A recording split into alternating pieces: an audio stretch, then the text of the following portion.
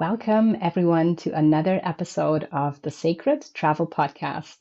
Today, I am welcoming my guest and story weaver Eimear to discover the sacred storytelling as a portal. Eimear is a Seanachaí, an Irish sacred storyteller, a spoken word orator, the likes of which we have not seen in a long time. Through her evolving work, she carries on the traditions of both her matrilineal and patrilineal Irish lineages as story weaver, poet, and crafter of the true lore. With her hypnotic voice, her words cast healing spells infused with elemental Irish gold. Her sacred stories are activated and animated through her own healing journey. She guides you on your healing journey home. Her mission is to walk the sacred lands to which she feels called, to activate the true stories rooted in the landscape, and equally as important, to share these stories. She invites people to journey deep into their inner landscape to remember the story of their precious soul. Her mission is to heal the rift that keeps humanity separated from each other and from our inner truth, to heal the trauma out with and within in order to access divine truth. She supports the ascension of humanity into and back home to New Earth. She holds the torch for divine peace, equilibrium, and harmony to reign as our ancient gifts come back online. She leads the way for you to come home as a voice of Ireland, Iriu. Eimear is from Dublin, Ireland, and lives in Falkirk, Scotland, with her husband, 3 children, and border collie pup Riley. Welcome, Eimear. I'm so excited to have you. Thank you so much. And what a grand entrance that we're making. It is. It reads like a fairy tale, and I can totally see the green landscape and fairies dancing in the glittering sunlight.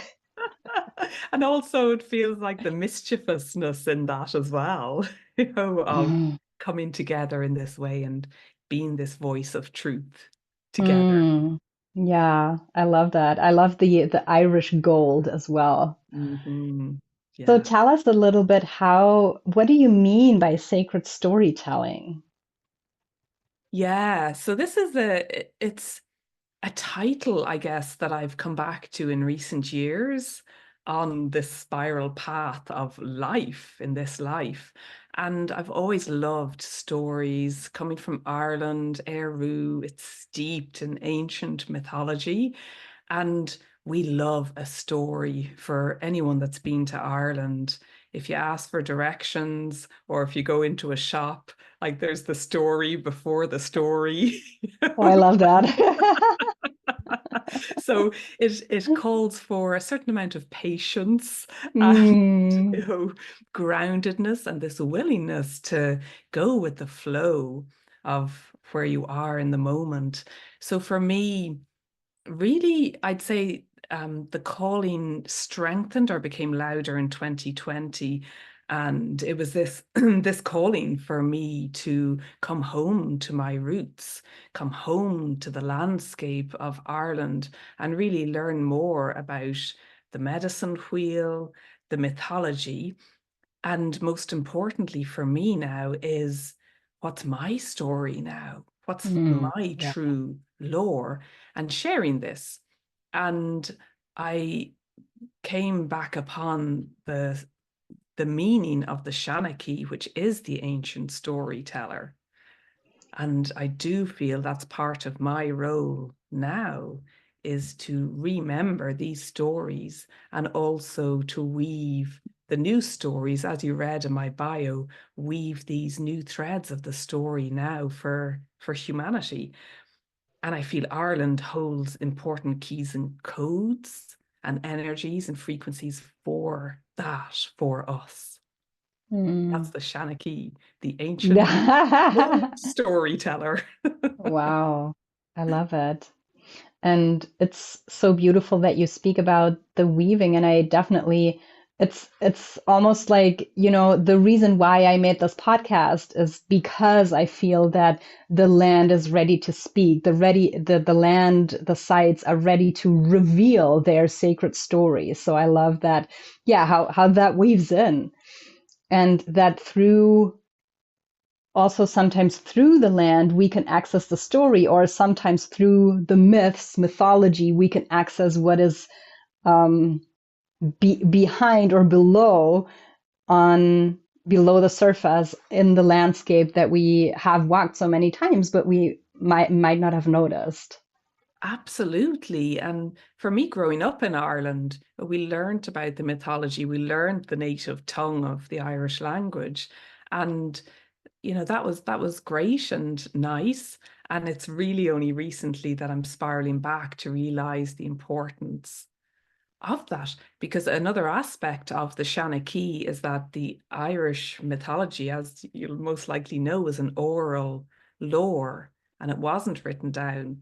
And it was the role of the poets, of the bards, of the ancient brehels, the judges, that Mm. were the Seanachaís that remembered and learnt the wisdom and the stories off by heart so that they could be recited and brought to the consciousness in a moment.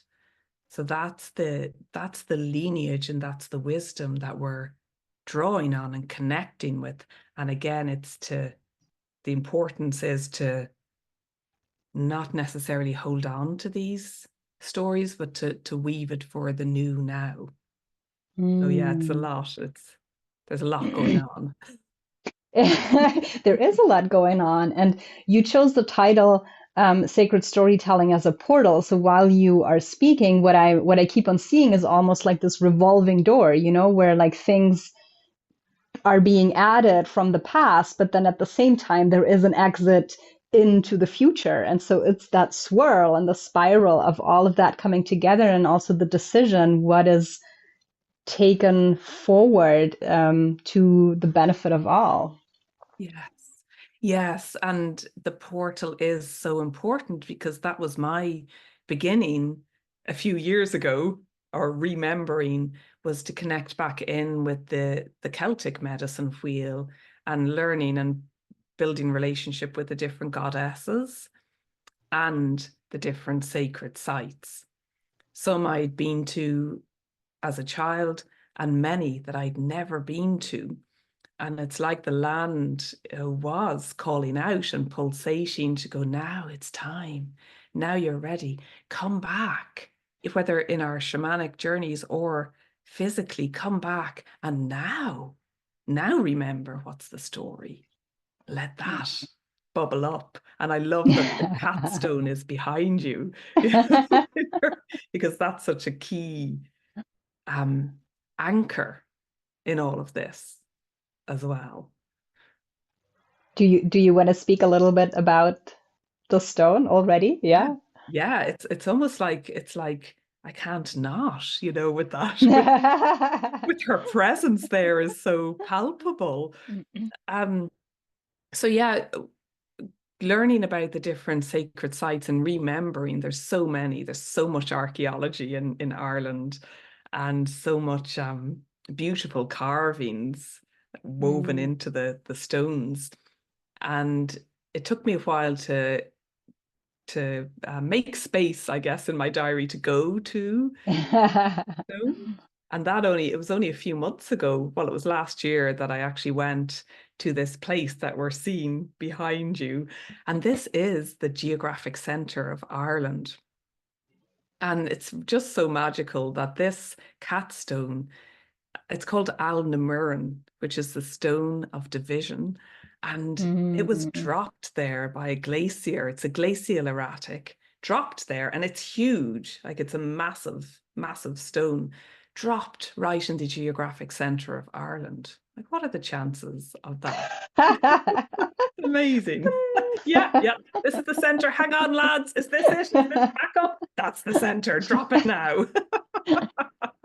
And this, in ancient mythology, there were 5 provinces of Ireland. And the cat Mhm. stone, it's called the stone of division because it divides the provinces into the Ah, 4 that we now have: okay. Ulster, Munster, Leinster, and Connacht. And this marks the 5th province of the Mida, the middle, which is where Meath has come from. It's also the place energetically of Eru, who Ireland is named after, that's now Era in the Irish language. And she is a Mm. sovereign goddess who, Mm. for me, when I went there, feels that very fairy-like energy. And I always imagine her as moving and dancing and weaving and helping us remember the joy that's within us all, whilst also knowing that we are sovereign beings on this land. So it said that Eru was buried beneath the cat stone. Mm. And when I went there, I went on a tour. You have to go on a tour to go to Uisneach, which is, I haven't even said this is Uisneach or Uisneach, which is the center of Ireland. And when I went on the tour, I went by myself and there was a big tour group. And the lady, the guide, she spoke pretty much for 3 hours. Oh, wow. I know. And we just go and you walk the land. It's all outside walking to these sacred places on the land of Uisneach. And the first sentence she said, I don't think I heard anything else because it got me and enraptured me and wrapped me up in this, oh, I don't know, this ancient blanket of remembrance. And she said, Uisneach means temple. And, Mm. and Of there, course. yeah. And there was Wow. something about that that I thought, oh, Yeah. we're returning here to this temple, to this Yeah. sacred land to remember. And here's Eru, who Ireland, the promise was that Ireland would be named after her to remember the divine feminine and bring her back into balance with our divine masculine now.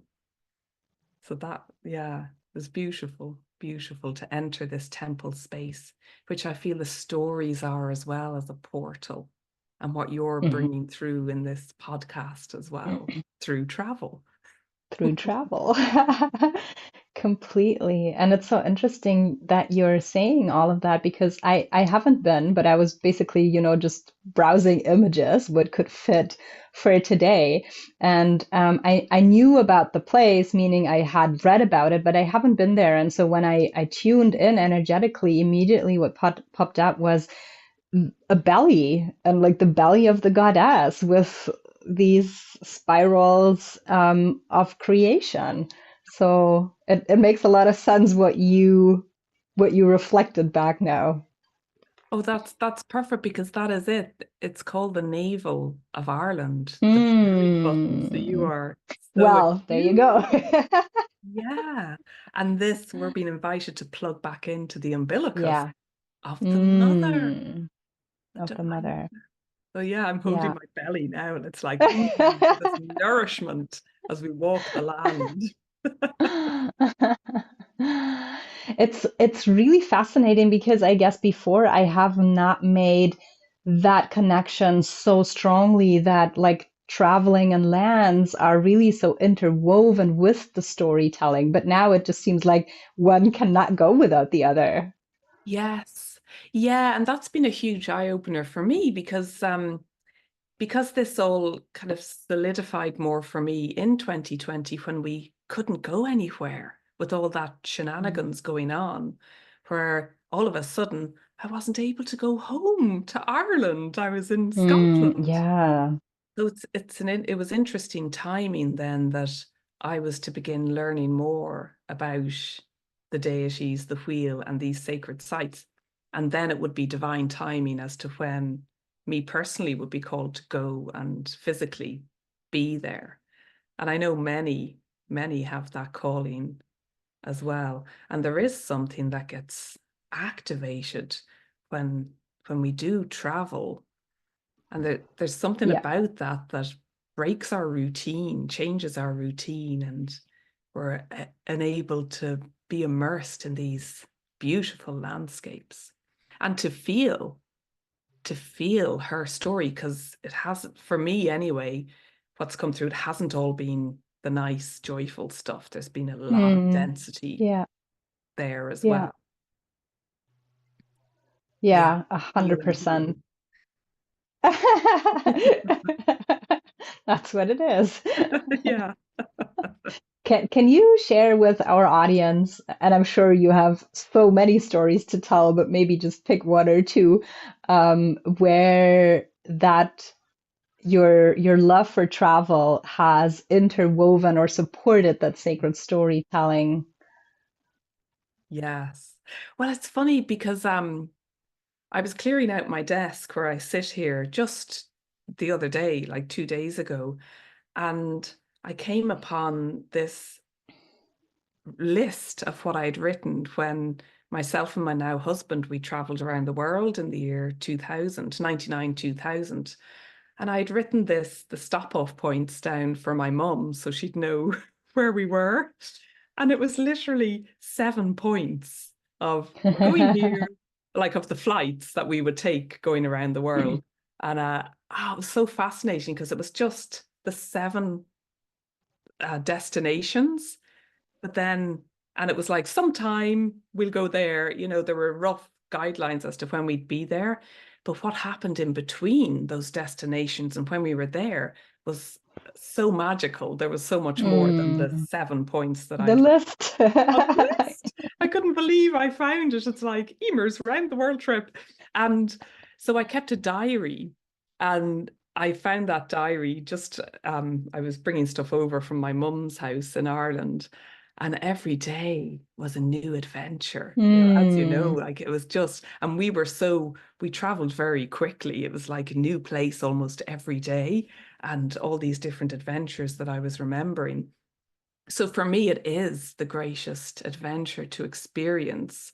I mean, we landed in Bangkok. That was the first stop from London to Bangkok. And oh my goodness, what what an awakening of the senses when you're standing smelling yeah, and the yeah. sounds and the noise and the traffic and the people and all of that. It was like, for me, it was such a cultural eye opener.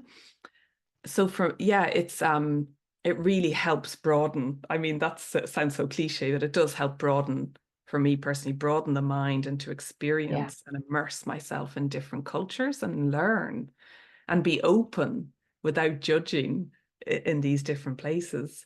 So it's yeah, in a way, I don't know where I'd be if I wasn't able to, or didn't have the privilege of traveling and doing that, being able to travel around the world. Or then once we had children, we kind of committed to traveling in Europe and to Mm, experience all the joyful places to go in Europe. But there's been experiences of going to places and then connecting with the land. Like we went to Malta last year. mm, Oh, and connecting with the goddess culture there in Malta, and how that had been, in my view, had attempts had been made to suppress that and destroy that, yeah, destroy her yeah, temples. yeah. And yet here they still were. Either the outlines or they had been repaired. Here they still were for us to connect with and remember. So yeah, I can't quite remember your question in relation to different stories, but it's that love of travel and being able to the movement. It's like a dynamic meditation in going to these different places. Mm, mm-hmm, mm-hmm. I feel almost the exact wording of the question becomes irrelevant because anyway, we are going into one or the other story. So it's and just yeah, trusting whatever wants to come up. So that is perfect. I love it. Yeah, I love what you're saying. So I want to kind of circle back a little bit to the Irish culture again. And can you let us know also from your experience and like work as a Seanachaí, how is the storytelling interwoven into the Irish culture? Mm, yeah. Yeah, it is, because it is such an ancient word, and we used to operate in ancient times. And I'm talking, some people relate this back to the time of the Tuatha Danann, which are the tribe of the gods that inhabited Ireland in ancient times. And there's no real date for that. It's just a long, long time ago. These beings. And for me, I feel they descended from the stars and came to this land and built these temples, built these womb tombs, and carved them with the sacred stories that we would connect with time. Oh, the spirals and the dots and the triangles. And yeah, for me, the Brehon laws are these ancient laws that people in Ireland did adhere to up until only a few hundred years ago. And they were a way of being and living in community, but also in harmony with the land, with the Yeah. animals, with each other. So that's how interwoven the stories and the importance of the storyteller is, because and I say we because I feel like we were all there in ancient times. We met in these sacred places like the stone, Alnamiran, or the cat stone, Yeah. like by the ancient oak tree or the hawthorn tree. And there's so many hawthorns around Ishnok as well, so many beautiful hawthorn trees. So we met in these places or by other specific rocks. And the Brehov or the judge or the Seanachaí would speak these stories and share them, or the poets and the bards would travel. So it's the travel as well to other communities and villages Yeah, that's true. Of course. and share the Yeah. stories and receive the stories as well. And because it was oral, it was always changing. It wasn't meant to be written down because then it becomes Mm-hmm. static, Yeah, yeah, yeah. stagnant, and potentially can be used as a dogma. So that was the importance, that it was always a weaving and there was a dynamic aspect to it and a movement and a flexibility. So it's so deeply embedded, as is this beautiful way of being in community, because it's always about the community and what's best for Mm-hmm. all of us, and how can we make the decisions that are in the best relationship with the all. And what a Mm-hmm. skill that is that we're beginning to remember again now. Mm-hmm. Yeah. Mm-hmm. So that's the importance of the Mm. storyteller, which is coming back now. And there are many now that are telling the stories as they are, as they were, or as they are meant to be now. What's your favorite story? Oh, I have many, many favorites. Um, and I guess where I'm being, let's see, where is the strongest? The strongest draw is to Newgrange, which is in, Mm-hmm. it's not far from the Alnamuran behind you. But Newgrange, maybe have you been there, or maybe I people. have never been to Oh, Ireland, but well. funny enough, it's been, when I was a kid and I remember like where did I always want to go? Ireland was high on the list. Mm, So love it. it's coming. Yes, But yes. I've heard about Newgrange, yeah, so I'm excited. What's the story? Yeah, so Newgrange, and for anyone that's been there, you'll know it's such a sacred place. You do have to go on a tour there as well. And it's a place that has called me back, probably back in 2015 was the first time I went back there as an adult, because it's a place we go to on a school tour as a child. Um, and that's probably the story, because there's the mythology. I'll share the mythology around Maybe you Newgrange. just quickly explain what the place is for people who don't know. Yes, yeah. So this place, there are actually three sites in the Newgrange complex: Newgrange, Nouth, and Douth, and they have all been built. They're dated over 5,500 years old, and they've all been built on one side of the River Boyne, that weaves its way through the landscape in County Meath. And it's very sacred space. And Newgrange in particular, it's been repaired, but it was rediscovered in 1699, which I find interesting because there was a battle of the Boyne along the River Boyne in 1690. So the fact it was rediscovered in 1699, for me, I feel that she is a portal to peace. It's like, she's calling Mhm. out for Mhm. peace. And it's built it's a womb shape. To me, it's like a Mm. pregnant belly that rises up out of this landscape. And it's built of stone with a grassy roof. And it's huge. When you stand there and look up, she's huge. She's huge. And Bruna Boina is the name of the complex, which means the womb of Bowen, or the Mm. mansion or dwelling place Oh, of Bowen. wow. Yeah, and Wow. Bowen is an ancient goddess that the River Boyne is named after. So she's immortalized in this land as this maiden mother energy. And she on Rue is one of the main sites, and that's aligned to winter solstice. So the rising winter solstice sun, it rises up above the Red Mountain and then shines in through this little roof box, this slit that has been built and created in the rock, and shines right through up along the passageway and into the central chamber, which is cruciform Wow. in shape, or Wow. womb shaped. So it's conception of the light. Yes, and it's the rays, so the masculine ray Mm. penetrating Mhm. the darkness. Mhm. And it's such an incredibly powerful place. And for me, it is this honoring and reverence to the primordial mother, but both mother, father, and also to Venus.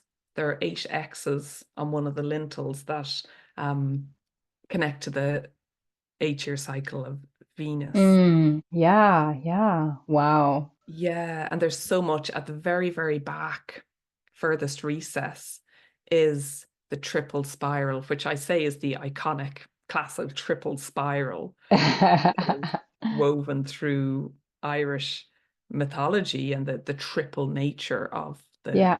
the lore of the goddesses. And that's like carved sideways on one of the orthostats, one of the standing stones.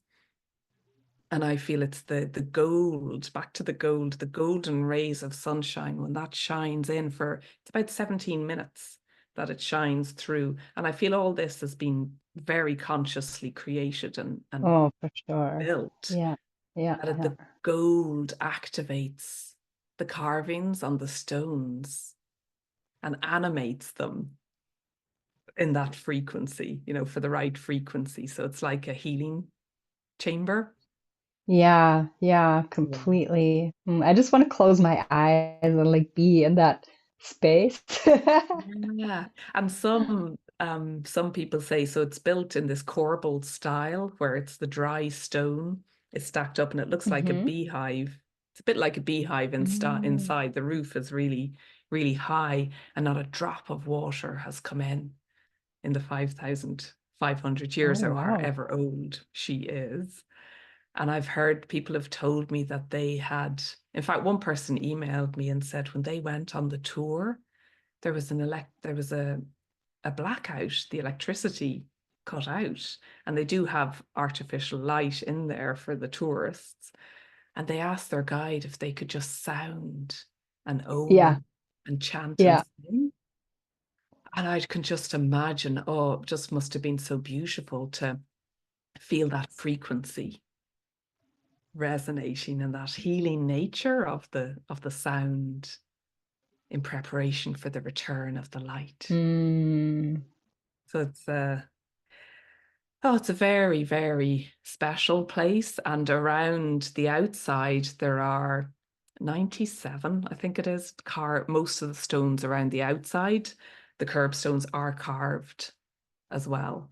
Really? Oh, wow. They're so 97 of them. Wow. it's That's a lot. huge. And these are huge stones, and people interpret them in different ways, that they're connected to the stars, to Orion, to different eclipses or Hmm. comets, different moments in our history, uh, and a remembrance of where we've come from, I feel as well. So that's actually my connection to this place, and it's helped me remember that resonance and vibration of gold as the Mm. pure, noble, royal aspect of who we are. It's in our Mm. blood. It flows through the iron in our blood. And our ancestors wore this jewelry that was made of this beautiful high quality gold for to represent for healing, I guess, because it was around the heart, around these chakras, and to represent our royal nature. Yeah. Yeah. Yeah.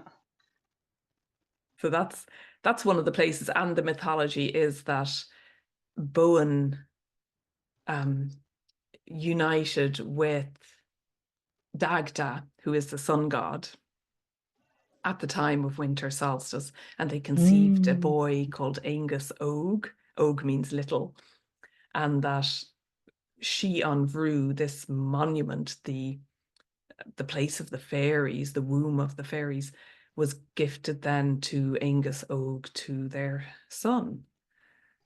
And So then he's the Bowen, the king of the fairyland. yeah, that's a lovely way to view it. But Bowen also had a husband, Necton, who had a well, and it was a man-only place to go. Women weren't allowed to go to this well.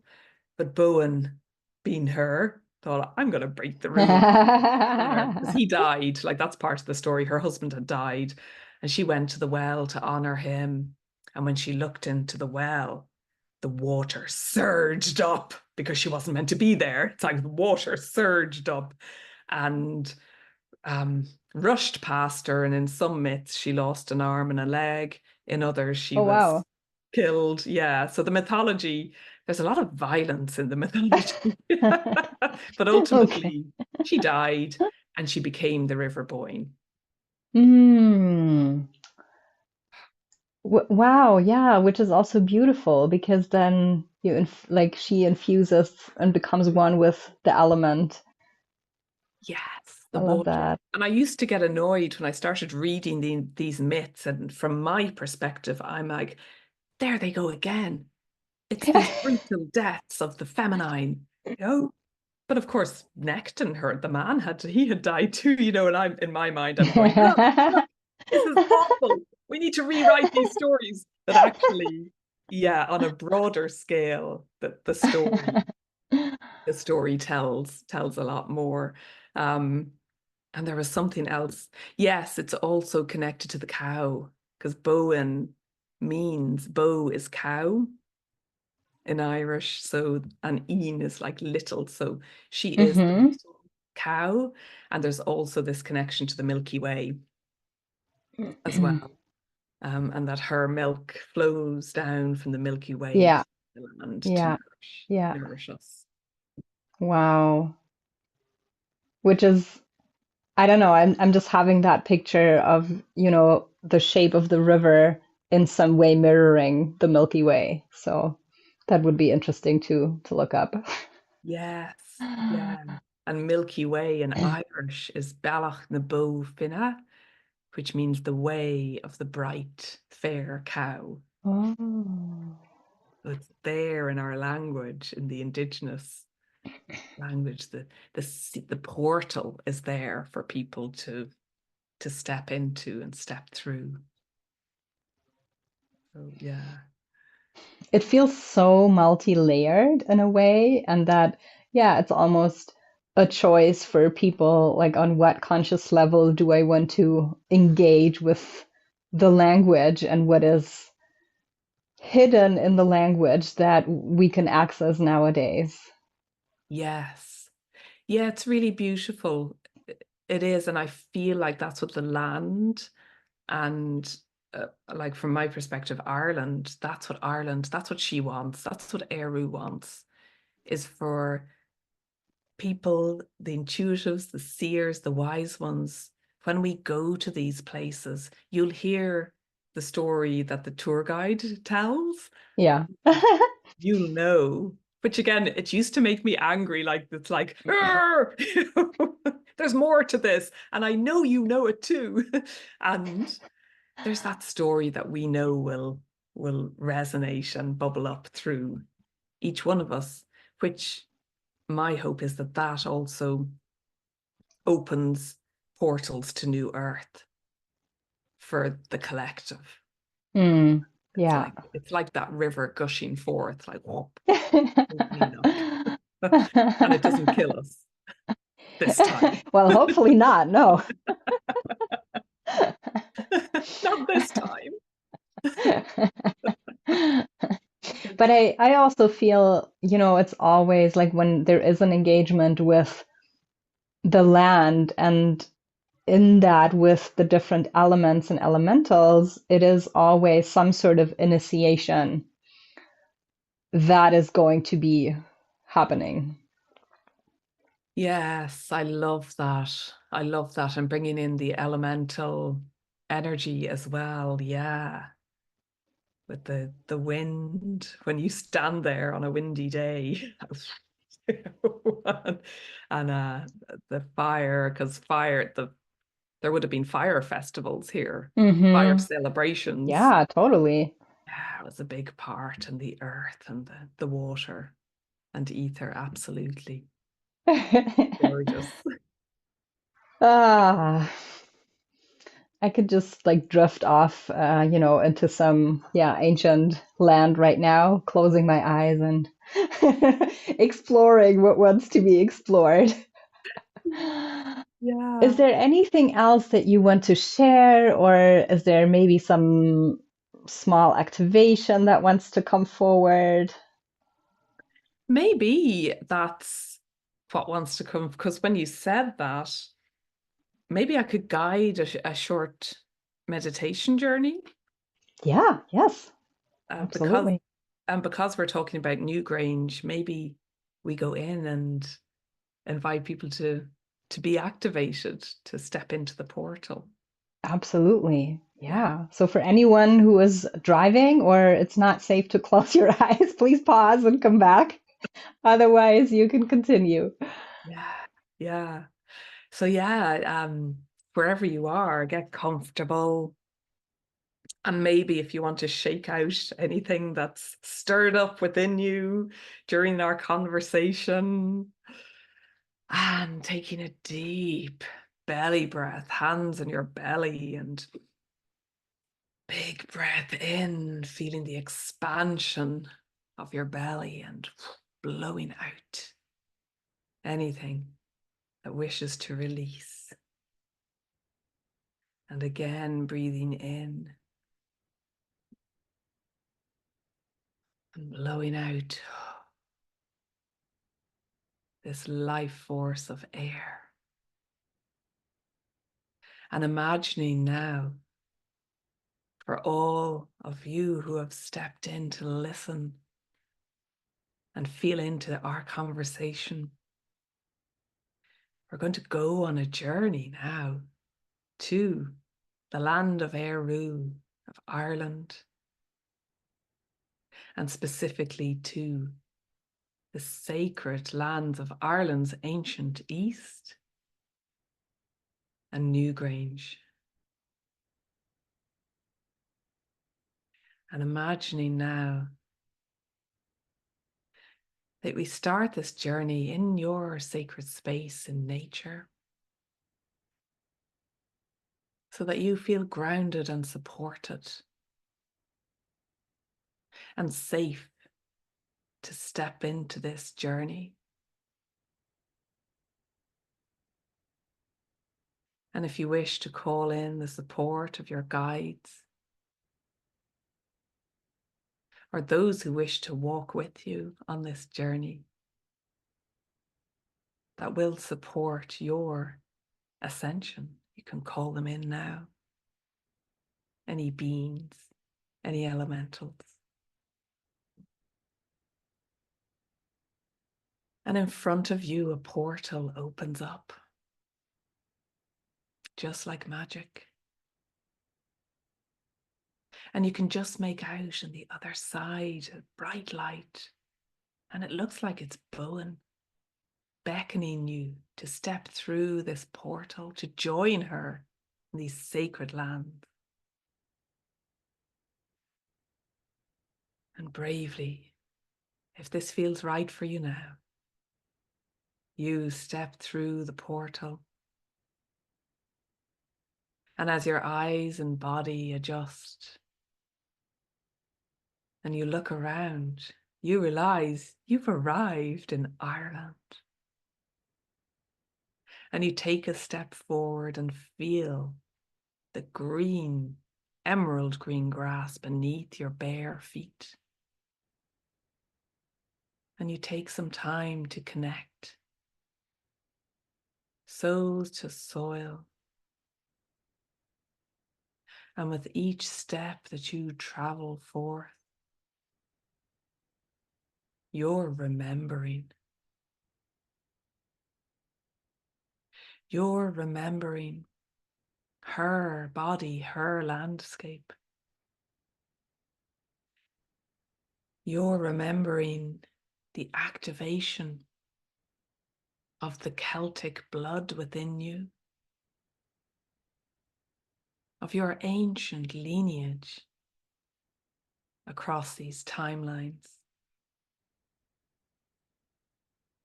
And you're remembering this emerald crystalline frequency within the purest parts of our hearts. And Bowen guides you forward, and she is full of fun and youth and mischievousness. And she invites you now to run with her and to pick up speed, for the party at Newgrange is about to begin. And you make your way along the river Boyne in an ancient boat and disembark. And you can see the rounded belly up on the hill. And you walk up in pilgrimage with the other pilgrims and gather around the fire that has been lit outside the entrance to this ancient womb tomb.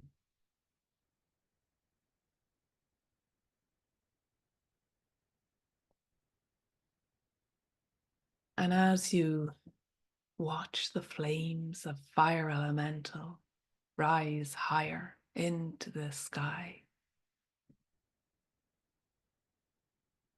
feel into whether this is your time to enter the portal chamber of Newgrange, or if this is your time to stay on the perimeter, on the outside,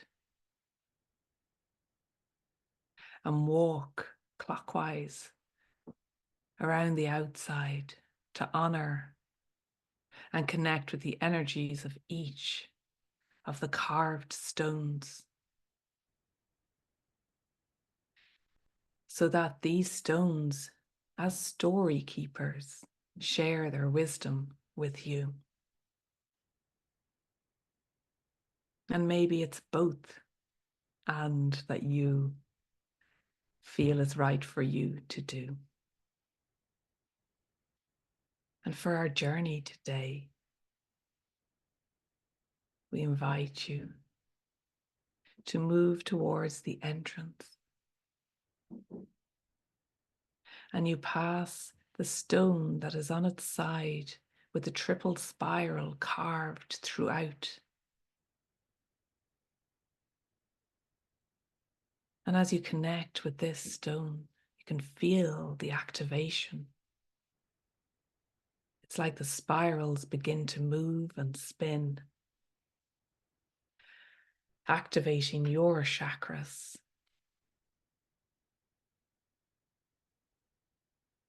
And you walk around the stone and inside the chamber that is dark.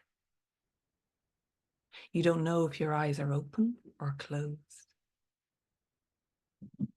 And you feel your way inside, reaching out your hands in the narrow chamber to touch each of the orthostats, the standing stones that are standing and have been for eons,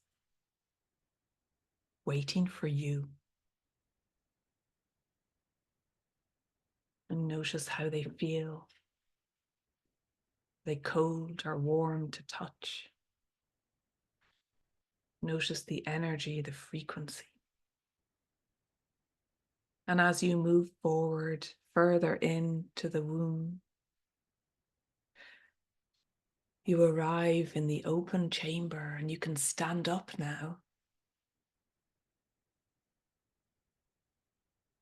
And as you take a breath, you are breathing in the breath of our ancients. And you are connecting with their energies of those who built this sacred structure.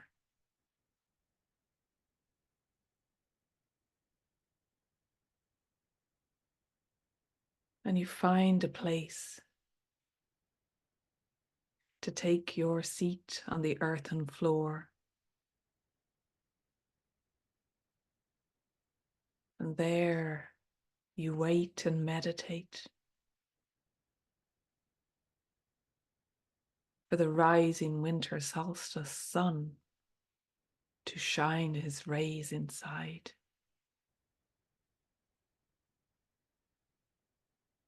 And while you wait, Newgrange is also a portal to the other worlds and other realms. So notice now where she would like to guide you. And it may be that a vortex portal opens up to guide you downwards into your ancient roots to connect with these lands. Or perhaps the portal opens to bring you upwards into the upper worlds. Or it may be that there are tunnels encased with gold for your protection and safety. And that you're being invited to travel into these tunnels that will bring you to places such as ancient Egypt, or perhaps ancient Atlantis, Lemuria, or the pure planet called Tara.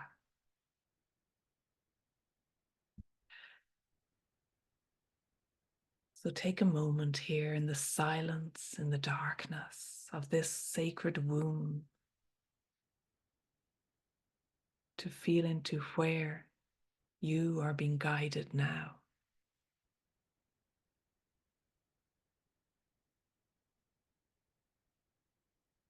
And noticing if there's any resistance or anything that's arising within your body. For in this space, all is welcome. And Bowen, the illuminated one of the Tuatha Danann, is always by your side.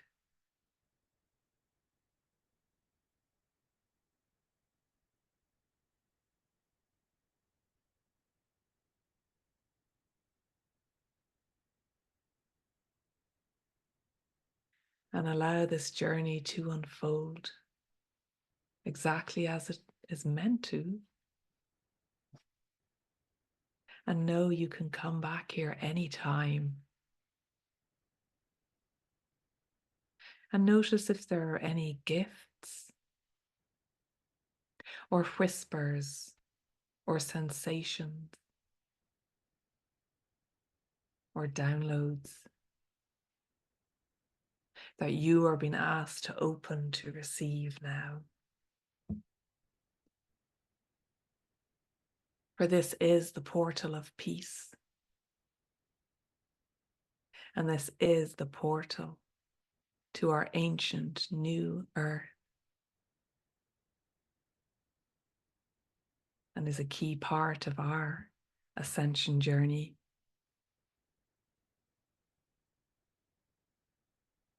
As are you, a key weaver of the story of your life across all timelines of your soul's existence.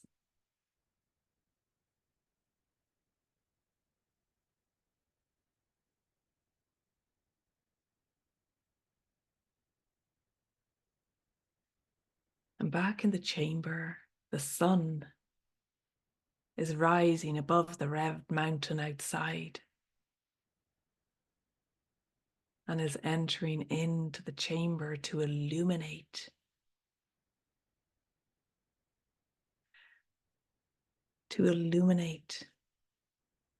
what wishes to be remembered within you. What is wanting to be birthed now? Where are you being called to bravely step forth and travel to, journey to now?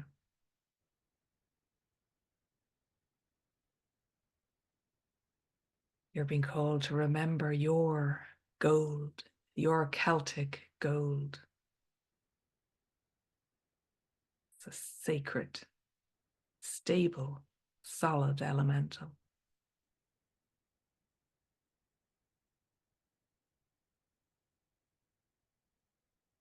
And in the illuminated chamber, you rise up from the earthen floor and you make your way back along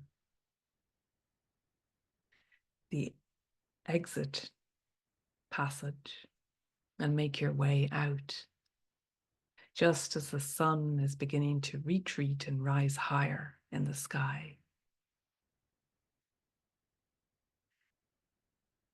And it feels like you have been born anew. These are the true resurrection teachings. And you're being called to step into the mystery. And for now, you join those who are gathered outside to celebrate and remember together. So pick up your drum, pick up your rattle, sing your soul song into the sacred ancient winds, and let yourself be carried across the passages of time. And when you're ready, Bowen will guide you back the way you came, across the land of Eru, along her river of crystalline waters, and back through the portal and to the sacred space in nature where your journey began. And so it is, and so shall it be. And take all the time you need for this journey to settle and integrate within you.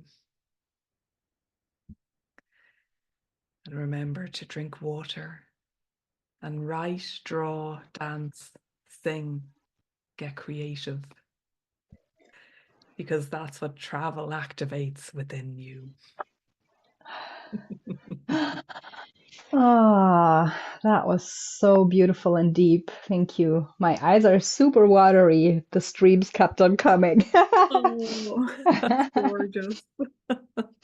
Yeah, just let me offer a little reflection. So the moment that you started, my cat came up and snuggled, and that's for me, it's always like, oh, okay, you want to be in it too. I love that. And I feel that she's my dragon, like in this lifetime.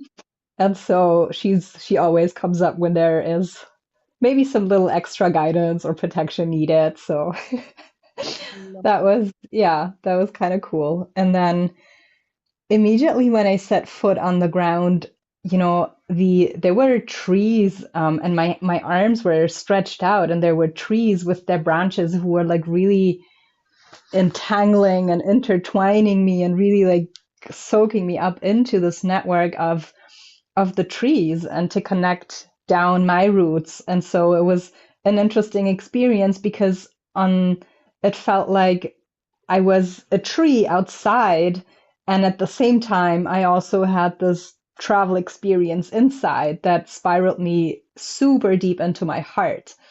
And that. then when the golden light came, that was just so beautiful, the alignment of the third eye, the heart, and the womb space.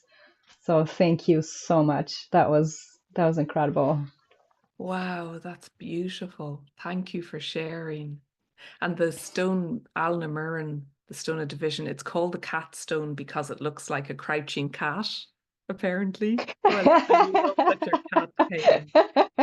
Well, Oh, there you go. and the tree connection. And I feel that's where we're being invited deep into our roots for this, for the Yeah, wisdom and the healing. yeah, yeah. That's gorgeous. Thank you for That sharing. was that was beautiful. Thank you for yeah, for sharing that activation with us. I'll go back and re-listen for sure. Yeah. Yeah, and thanks for inviting that as well. It felt like a divinely timed journey. Yeah, we're speaking about sacred storytelling, so what a more appropriate space can it be than just letting the land speak? So, Yeah, gorgeous. oh, okay. So, yeah, as we're wrapping this up, we are going to be putting everything, all your links, where to find you in the show notes. And is there any sacred travel experience that you have coming up if people got really intrigued with Ireland? Yes, there is actually. I'm running a retreat in Ireland, in Northern Ireland, on from the 2nd to the 4th of August. And it's overlighted by a sacred goddess called Macha, who's a horse Mm. goddess, and Mm. on her sacred lands at the Navan Fort. And the intention of this is to help heal the rift within and out with, and in the north and south of Ireland as well. So it's to help energetically Oh, I can feel that. Yeah. and bring peace. Hmm. So it's called a sacred storytelling retreat. Officially. So that'll be on my website and people can access that. Yeah, I love it. So we are definitely going to be linking that. If you are super intrigued with storytelling and Ireland, then catch up and connect with Emer. Thank Thank you. you. It's been such a pleasure and honor to, I could go on and like speak about stories. It's like, sitting by the fire and just like everybody keeps on telling their story. Yeah, and that's it. That's the Oh, nature of it. yeah, It should be very relaxed and communal and yeah, organic, which is beautiful. organic. Thanks for holding space in such a gorgeous way. Thank you for coming, Emer. Thank you.